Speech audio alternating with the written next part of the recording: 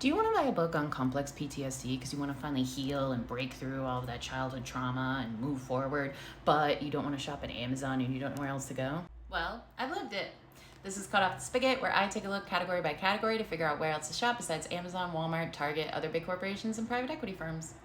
Books. Why is this important? Amazon is expected to account for 90% of US books, music, and video e-commerce sales in 2025. And on top of that, Amazon controls roughly 75% of the ebook market and 80% of all online book sales. But first, use your local library. I had been burning through sci-fi books and it was getting kind of expensive to keep buying new ones, but then I realized I could go to my local library and get like a whole trilogy for free. And you can use the Libby app, which connects to your local library, so you can borrow ebooks, audiobooks, and digital magazines for free.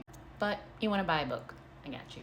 Bookshop.org, founded in 2020 and privately owned, they partner with local bookstores to enable you to shop from them online. All you need to do is select your local bookstore, order it online, and you can either pick it up in-store or ship it directly to your house. They recently launched an ebook version of this as well, so if you prefer ebooks, you can still shop local.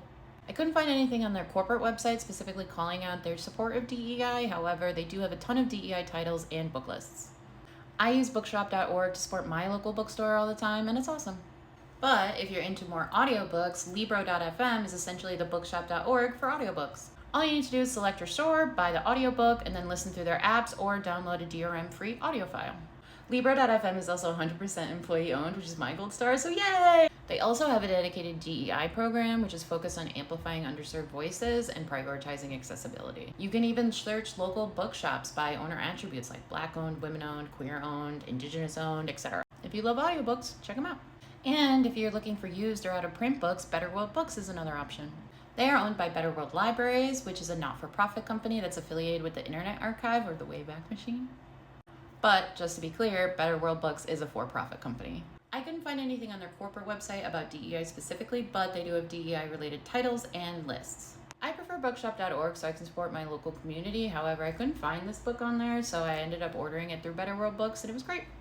I also looked into Barnes & Noble, Thrift Books, and WorldofBooks, but these are all owned by private equity or hedge funds. And 8books.com is owned by Amazon, so stay away from those guys. I hope this gave you some good alternatives, and if you like this type of information, follow me at Cut Off the Spigot. I go through a new category every week.